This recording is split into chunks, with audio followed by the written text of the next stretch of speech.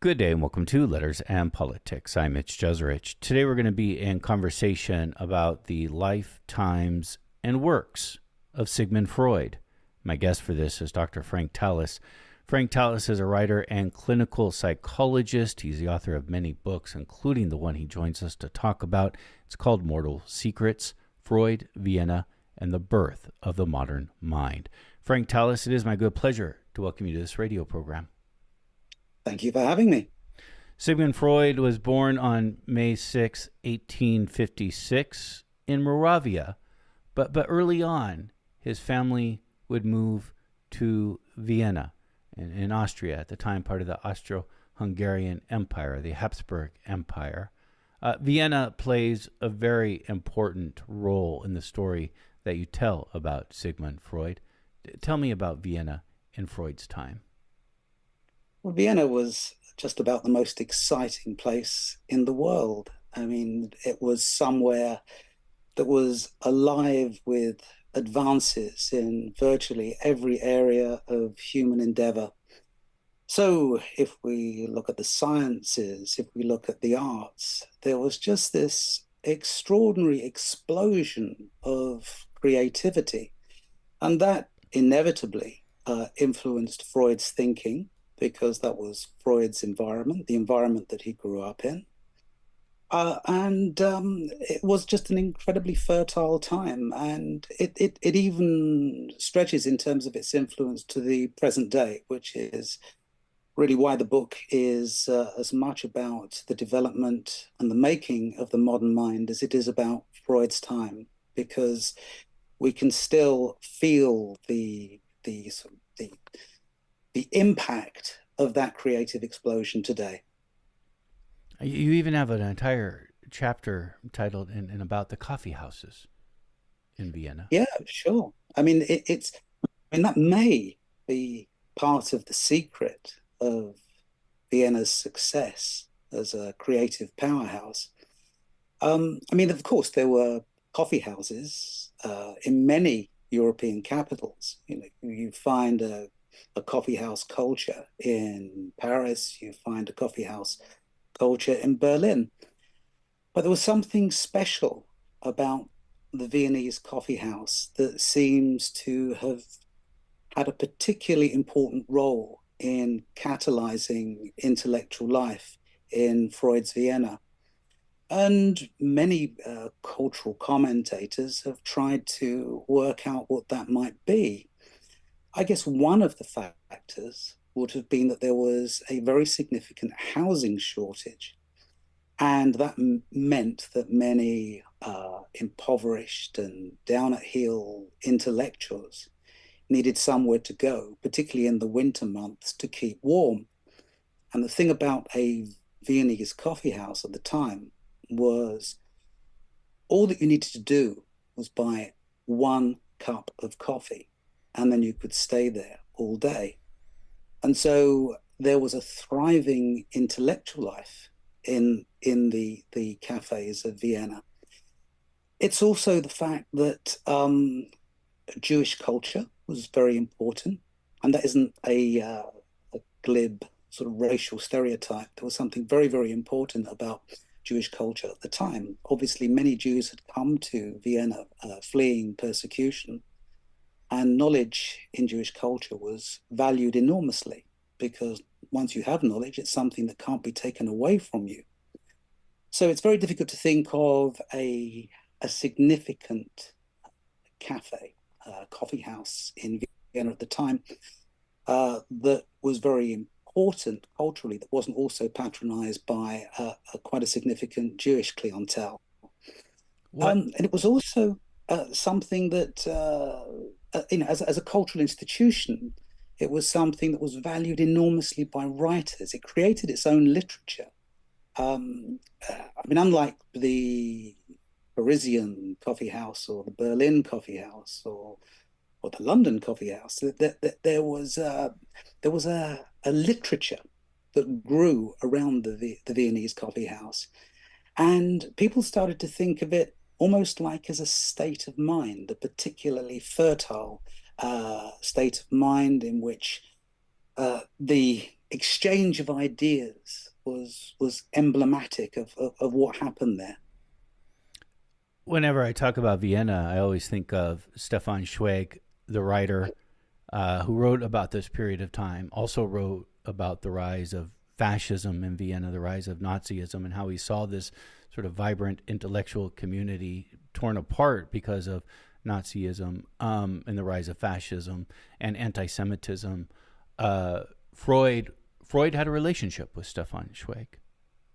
Yeah, yeah, certainly, and they corresponded, and I mean it's very interesting, Zweig's observations of the genesis and the impact of the rise of fascist ideology.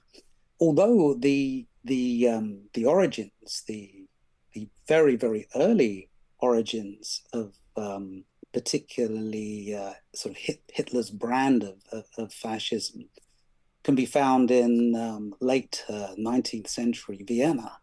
There, there were there was an extraordinary culture of secret societies. They were almost like cults, and pan-German nationalists who also wrote a great deal were instrumental in developing the ideas that eventually Hitler adopted. Of course, he was at one time a down and out artist in Vienna, and Hmm. he was massively influenced by the ideas of these cultish proto Nazis. You had people like Guido von List and Jörg Lanz von Liebenfels, and these guys really worked out the basis of the very, very basics of Nazi iconography. So they introduced the swastika as a symbol of pan-German nationalism. You have ideas of the master race being introduced, the idea of uh, blonde, healthy, blue-eyed, sort of fit brood mothers providing, generations of the master race. All of these ideas are being developed by these guys in very sort of cultish circumstances, and a young down and out Adolf Hitler was exposed to these ideas, and in a way he served a kind of dictator's apprenticeship.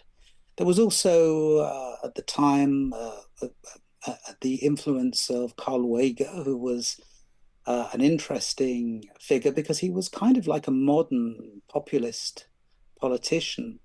Um, he created his own frame of references. So, or he was quite sort of anti-Semitic, but at the same time, he actually had a circle of Jews that he accepted, particularly because they were of personal advantage to him. So he had a kind of flexible ideology that was really geared to his own sort of personal advantage.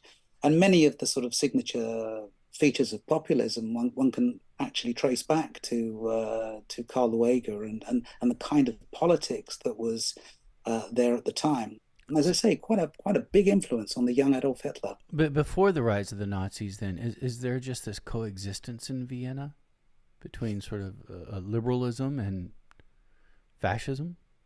Well, absolutely. I mean, it's interesting that those two apparently contradictory uh, intellectual traditions are there. Now, the early proto Nazis, the early sort of fascists, were regarded by the more sophisticated uh, intellectuals as what they were regarded as being, a bit of a joke. It was seen as extraordinary posturing, and it was seen as an ideology that would never catch on. And of course, how wrong they were. And that's why the time is absolutely fascinating to study, because it has lessons for the present. I mean, there are many things that, are said today politically that might be seen as a threat to civilization as we know it, but it seems implausible that a particularly pernicious ideology might catch on and might have a massive influence on society, and lots of sort of sophisticated intellectual Jews in Freud's Vienna just didn't take the rise of fascism seriously. I mean, they thought that it would never happen. Nazi ideology would never catch on. They were too sophisticated as a culture, too liberal, too tolerant as a culture for this to take hold. And yet, of course, it did, with devastating consequences for the entire world. And it is interesting how sometimes two opposing ideologies or views can coexist for a period, and certainly there was both tolerance and liberal thinking, and the rise of fascism from its early beginnings with the proto-Nazis at the end of the 19th century. Sigmund Freud identified himself as Jewish, saw himself as Jewish, and he was also atheist. He was very much an atheist, strongly atheist in terms of his personal views. He felt that religion was a kind of regressive, infantile state of mind, largely because of his realism. He was very good at looking at life, seeing the complexities and the difficulties and the hardships of life, and the obvious presence of, I guess, what we might call evil in the world, and saying this is just how it is, and we can't really expect there to be some kind of master plan or some sort of father figure overlooking this and making it okay. So his atheism was strongly linked with his realism. And in terms of his Judaism, he always said that he was forced into defining himself as a Jew because of anti-Semitism.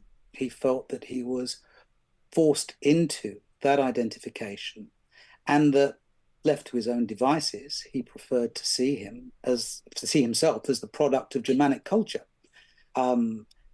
He had a great love of the German language. He had a great love of German culture, in the broadest possible sense, I mean, obviously including Austria and the German-speaking peoples.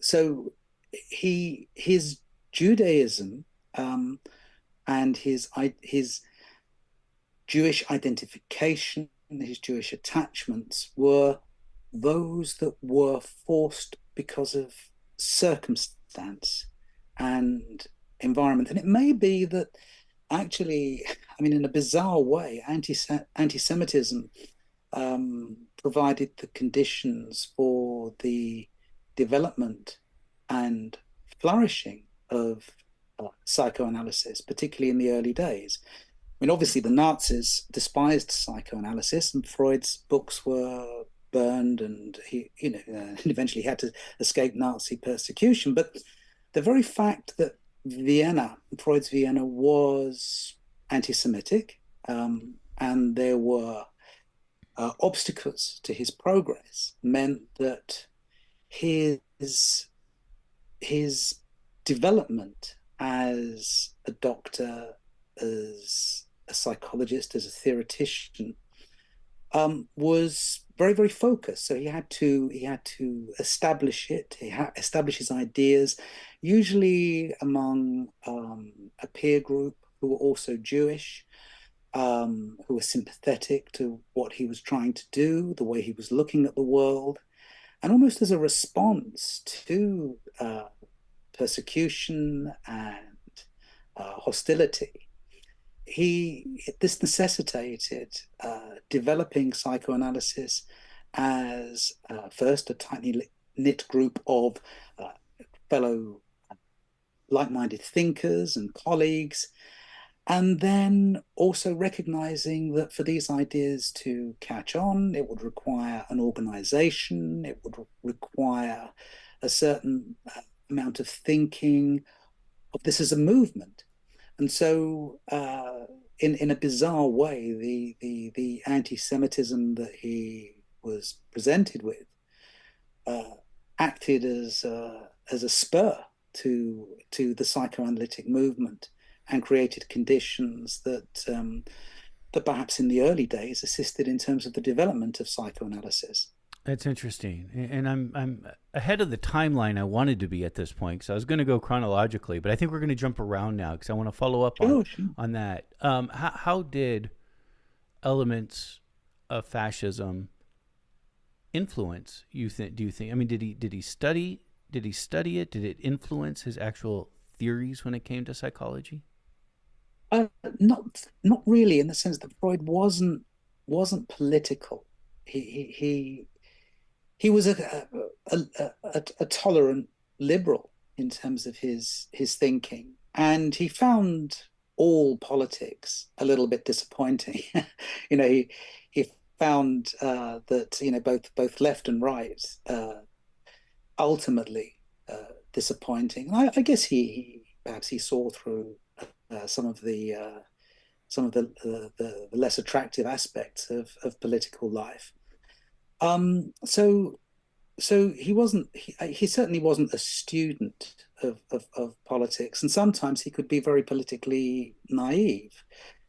Um, so yeah, in terms of how it have influenced his thinking, again, a lot of Nazism, fascism, when it first started, he didn't really respond to it as he should have, and and in some ways he was very slow to react. Um, I mean, his colleagues, his disciples had to persuade him to leave Nazi occupied Vienna. He wanted to stay. It was his home.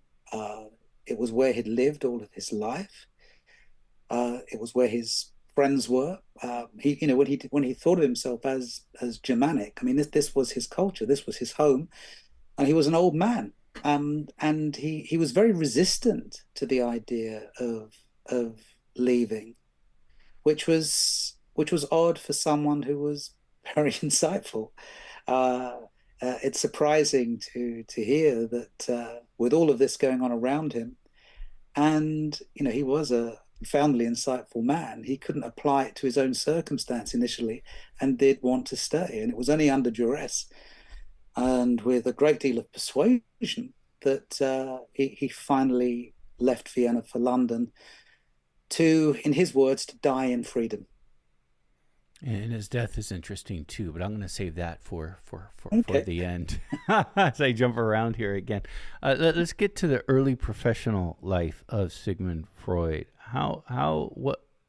What's important to know about his early years that would end up leading to somebody we'd all recognize as this really influential character of the late 19th, early 20th century? His early years were characterized by a fascination with neurology and the brain.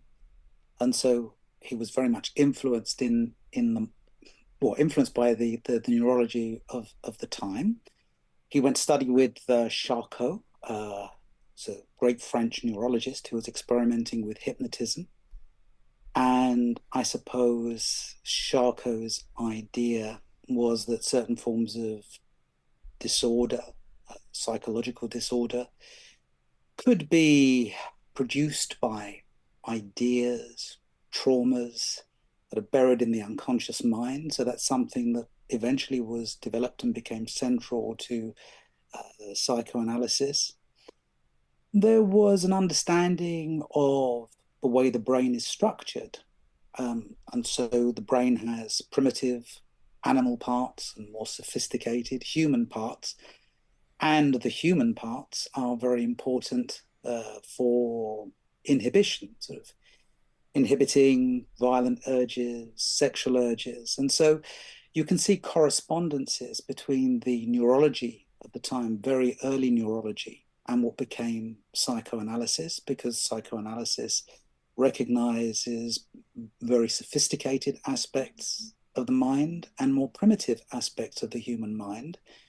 And repression is a very significant feature of Freud's psychology. The more primitive aspect of the human animal, certainly in terms of our social environments, are kept in check by the more sophisticated aspects. And this corresponds actually with neurology. I mean, there are structures in the brain, in the subcortex at the center of the brain, that that mediate our more primitive feelings, our more primitive emotions, desires, and we have a cortex, particularly a frontal cortex, which has a very important inhibitory role. So Freud's training as a neurologist, his studies with Charcot, all influenced him in a way which led to the development of something that we would recognize today as psychoanalysis. This is Letters and Politics, and we are in conversation with Dr. Frank Tallis, who is a writer and a clinical psychologist himself. He's the author of the book that we're in conversation about. It's called Mortal Secrets, Freud, Vienna, and the Birth of the Modern Mind. Thinking of the clinical work that Freud did, much of which, and you'll correct me if I'm wrong, but much of which would help lead to many of its ideas. Was his clinical work mostly with women? Well, I think most of his sort of early work was with women. That was largely because at the time he was, practicing as a neurologist, and hysteria was one of the main problems that he saw, and hysteria was something associated more with women than men. I mean, the word hysteria itself means, its etymology means uterus in Greek. Yeah, that's right. I mean, it goes back to some very, very early medical ideas from the classical world that women become psychologically distressed and unstable if they have a sort of wandering womb, a kind of a completely crazy idea. But Freud actually rejected entirely the idea that hysteria was something that was purely associated with women. And he was really quite modern in that sense. And he always, throughout his life, was very. Sometimes, there are some commentators who consider him to be sort of misogynistic, and some of his writing to be unfair on women. But actually, he was a great one for sexual equality, particularly in the clinical sphere. He said that it was very important to treat men and women identically. There were lots of contemporary clinicians who denied female sexuality. Very, very eminent clinicians at the time, suggesting that women had no sexual feelings and that they were sexually anesthetic, as they termed the condition, and that was part of just being a normal woman. And moreover, they actually said that if women weren't sexually anesthetic, then the world would be like a brothel, and it would be the end of family life. That civilization couldn't function. Whereas Freud was very keen to stress that women, like men, have sexual feelings, and that was very much part of his clinical outlook. He said that they should be treated the same clinically. We should use the same language. And although many feminists have criticized Freud, there are equally other feminists who have said that he's made a very great contribution to equalizing the sexes. And he's criticized. I mean, sometimes psychoanalysis is criticized for being patriarchal. I mean, some of these feminist writers have actually said, well, we should always remember that he wasn't recommending patriarchy. He was actually describing the patriarchy of the time.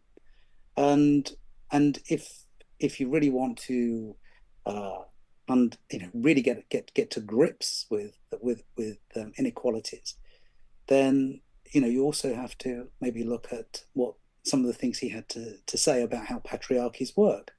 So yeah, I mean, he was somebody who has been criticized, but he's also been championed by feminists. And certainly there were many feminists, or we would call feminists at the time, who valued his writings about female sexuality, because they were not only looking for equality in the workplace, they were also looking for equality in the bedroom.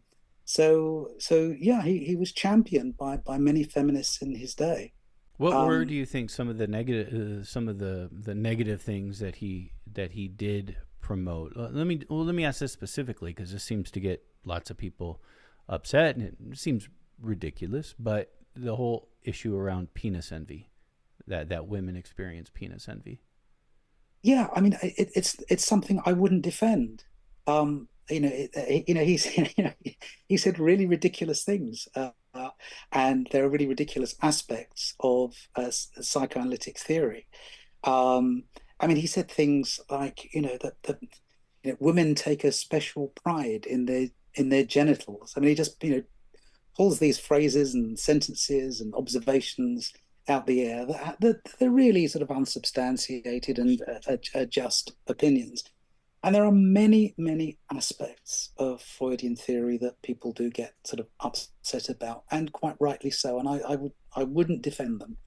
But what I would say is that Freud bashing tradition has probably got out of hand, and it's got so out of hand that his valuable intellectual contributions are now uh, dismissed, and it's quite hard going to get people to even consider them. And if I may, I mean, I'll just list a few. I mean, so first of all, he introduced a compassionate form of psychotherapy, psychoanalysis, at a time when many of the treatments were brutal. Um, Many of them were physical treatments that were quite barbaric. I mean, his patient Dora, before she went to see him for psychoanalysis, I mean, one of her treatments was having an electrified wire brush thrust down her throat to treat a nervous cough. So at least he's introducing a form of therapy that's compassionate, takes into account how someone feels, takes into account their life story. Yeah, a discursive relationship is established. Interpretations are made. Um, Experiences are acknowledged, legitimized in therapy. So the therapy is a valuable contribution. His psychoanalysis is the first recognizably modern psychotherapy. I mean, Freud wasn't the only psychotherapist at the time. There were other people, but his has a lot to recommend it, and it certainly influenced the development of psychotherapy thereafter quite considerably. Tell me, He was he was instrumental in establishing the idea of the unconscious within the scientific discourse. The idea of the unconscious existed before, but he kind of brings it into the center of scientific life, and that was very forward looking. So no modern how does he do neuroscience. that? Well, he just put it at the center of his theories. He gave the unconscious a role in terms of his clinical work.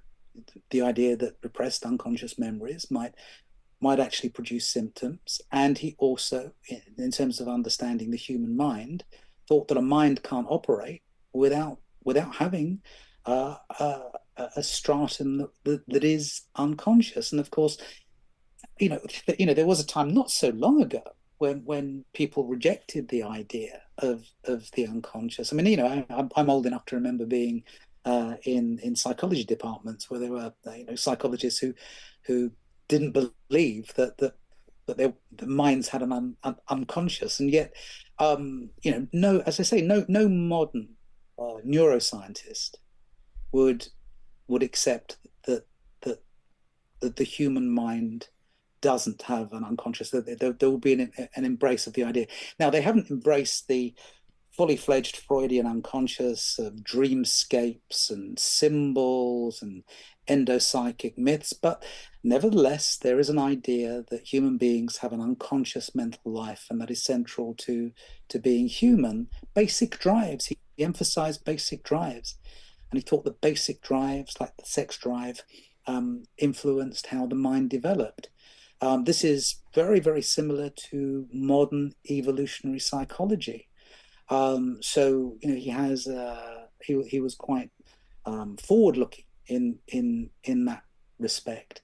His model of the mind, his idea that you can look at the mind and think about the mind as having the id, the ego, the superego, a kind of conscious mind, primitive unconscious, and a sort of conscience. It's a simple way of thinking about the human mind, but many very, very distinguished contemporary scientists have thought, if you're going to think about the mind, that's a good way to think about it. So people like the Nobel laureate Eric Kandel said that Freud's way of thinking about the mind is probably the best we have, certainly the most coherent, most successful. The great AI pioneer Marvin Minsky said that he thought that Freud's ideas about how minds were structured were extremely valuable. His analysis of why there's so much unhappiness in the world is very powerful. I mean, civilization and its discontent.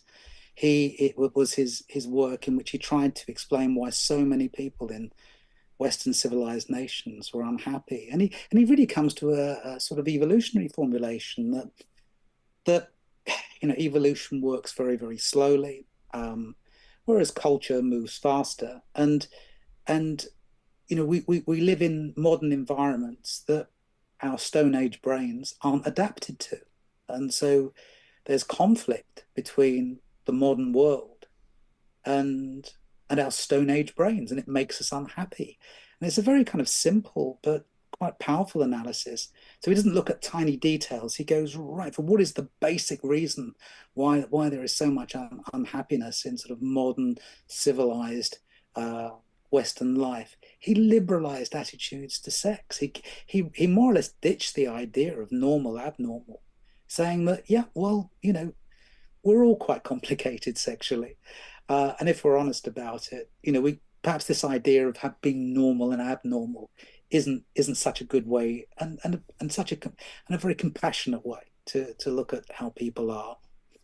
And he places childhood at the center of his psychology. Many psychologists and psychiatrists and neurologists were very negligent of the importance of childhood, and again, it's part of that sort of compassion. He was able to look at children and try to enter their world, to try to see a world or the world through a child's eyes. And I suppose finally, he was an extraordinary modern prophet.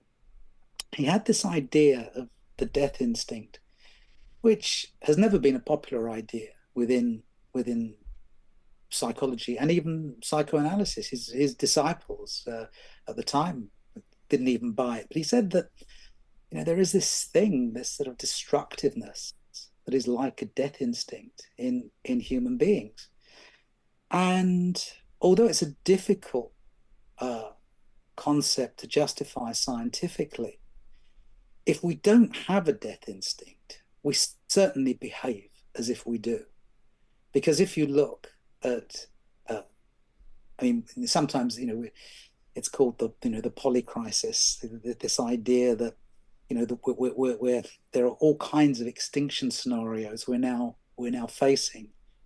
Most of those are created by us. I suppose the biggest one is climate change. Um, and we are extraordinarily relaxed sometimes when presented with extinction scenarios. It's a little like when Putin walked into Ukraine. People were starting to talk about the possibility of the Third World War. Um, you know, Life went on. There was a kind of acceptance that yeah, these things happen without what one would expect would be a rejection of that and a general kind of uprising that no, we really can't go in that direction because that's the end for all of us. So he's a very good modern prophet in that way. So I've just listed a lot of things that are impressive about Freud's thinking, and those are the kinds of things that Freud bashers just simply don't accept or reject. And I think it's unhelpful if we're trying to take a balanced view of his intellectual achievement and the fact that perhaps maybe we still need him and some of his ideas are still helpful if we listen to them and try to respond to them as a culture. Civilization and its discontents is interesting to me. I think intuitively, just intuitively, I feel as though this rapid pace of modernization does create a sense of alienation. Sure, absolutely. And it's also the fact that all of the old social systems are breaking down. Ideas of community. I mean, the internet has created so many divisions, and social media has created so many divisions, and it has affected the way we see ourselves. I mean, it's interesting. I mean, actually, the internet, I think, is a very good example, and social media of how a Freudian idea has modern mileage, because Freud wrote about crowds, and he was very interested in the behavior of crowds. That if you get a lot of people together, um, they stop behaving like a crowd and they behave like a mob. And it's as though the primitive unconscious is released. There is a sort of a numbing, kind of anesthesia of higher intelligence, and somehow the more primitive, the cruder aspects of human nature spill out from the id. It's as though when you're in a crowd, you take the lid off the id, and the primitive is expressed. And there's no bigger crowd than social media.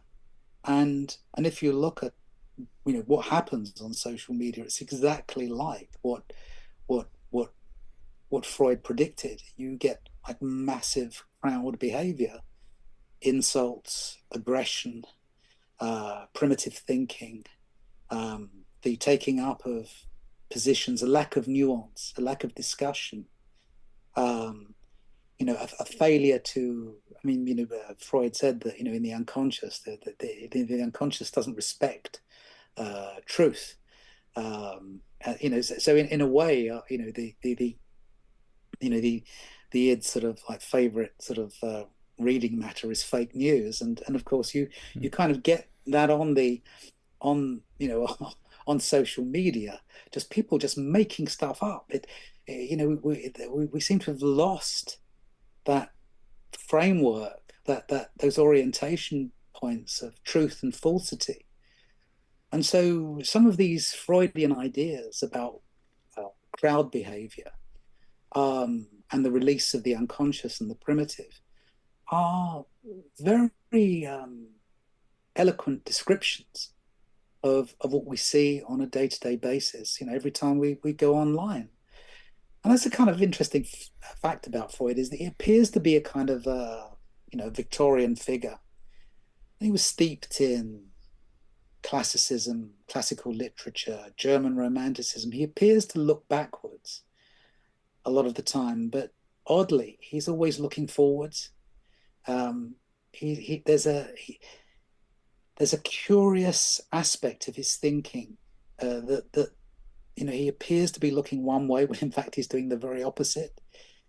He was someone inspired by classical literature. He was inspired, so you get the idea of classical literature influences ideas like the narcissism, from the legend of Narcissus and Oedipus, Narcissus, Oedipus. yeah, Oedipus, of course, and all of these ideas, which seem to be dated and inspired by thousands of years of age-old culture, and yet many of his ideas are applicable to the modern world. I mean, it's like if you get a book on uh, modern day robotics and artificial intelligence, most of them will reference Freud's essay on the uncanny because he said some very, very interesting things about dolls and mannequins and their role in, I guess, what we might call Gothic literature or literature that unnerves us. Why is it that dolls and mannequins and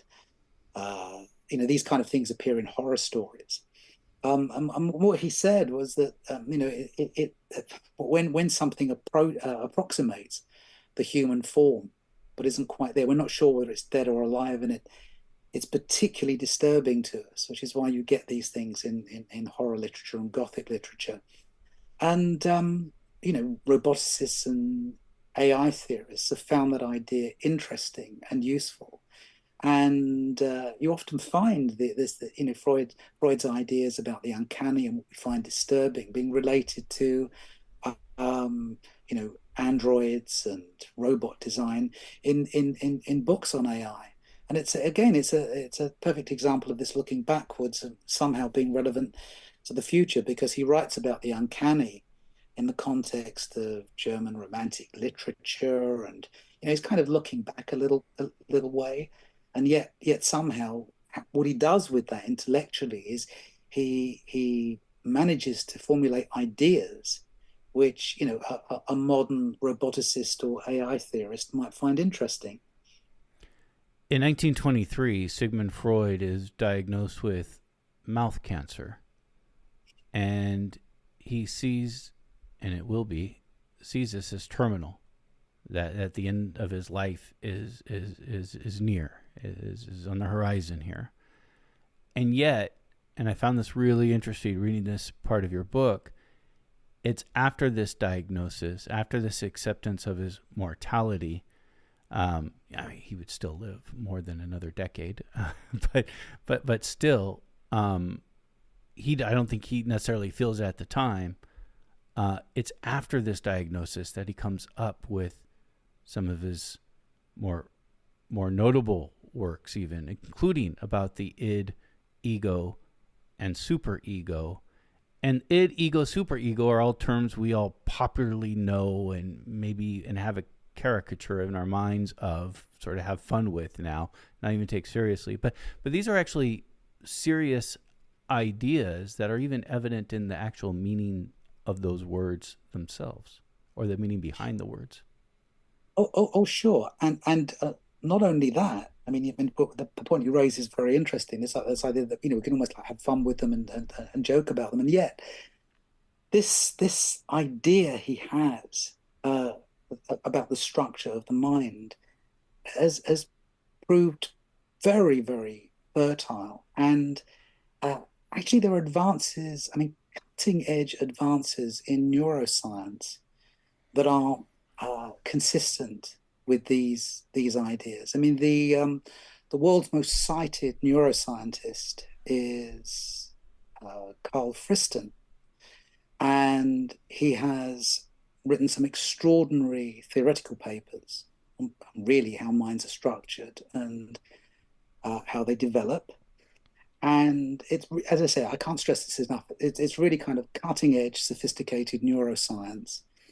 And not so long ago, he wrote a collaborative paper with another neuroscientist, in which he looks at how some of his ideas are correspondent with Freudian formulations, so that in a sense, some of his ideas about how the mind develops are entirely consistent with how Freud saw the mind developing into these particular kind of agencies. that combine to make up the mind. So yeah, and as you say, it's amazing that that as he was really facing death, he actually sort of accelerated. He became more intellectually fertile, and as he was getting older and more tired, and life was getting more difficult because he was in a great deal of pain, had to go for go through many surgical procedures. He wouldn't take painkillers because he didn't want to have a clouding of his thoughts. He wanted to think clearly. He could tolerate pain because he wanted to think and wanted to remain intellectually active because that was his great reward. And even when he was really very, very ill, right at the end of his life, when he was in extraordinary pain, he was still showing enormous interest in what was going on in the world of psychoanalysis.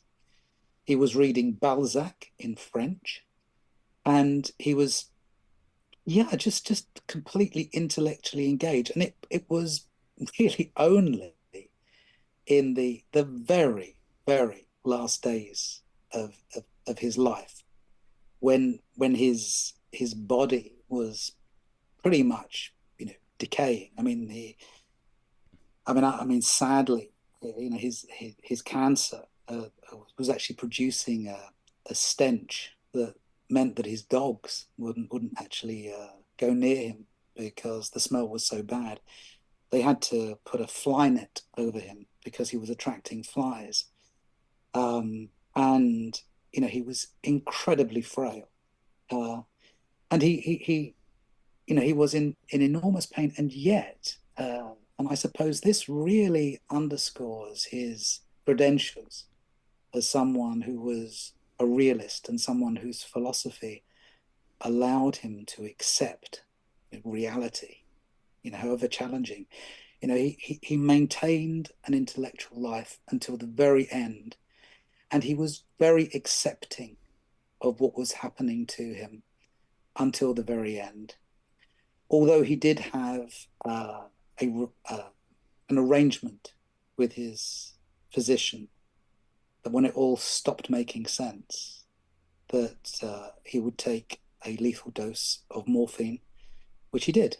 And so ultimately, he accepted his own death and was in control of that. He was euthanized. Yeah, and he just saw that as something that was logical. There was no point in continuing. He was coming in and out of consciousness. His life was a life of intellectual vigor and vitality. He saw no point in going on and could accept that. And he did so as an atheist. He didn't find God or look for God at the end of his life. It was the end. He had reached the end, and he always he spoke about old age and illness in this extraordinarily accepting and realistic way, that yes, of course, this is what happens. We grow old, we get ill, and we die. And so he's a tremendous sort of like advert for the utility and potency of his worldview. It armed him with a kind of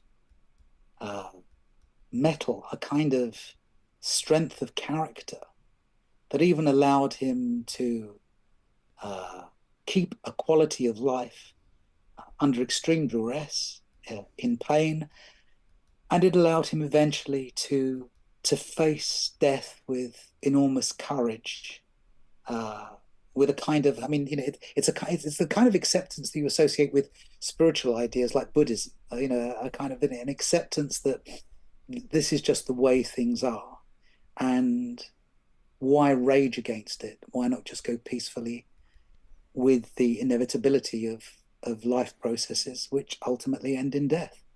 He euthanizes him, dies in 1939 in exile in Great Britain.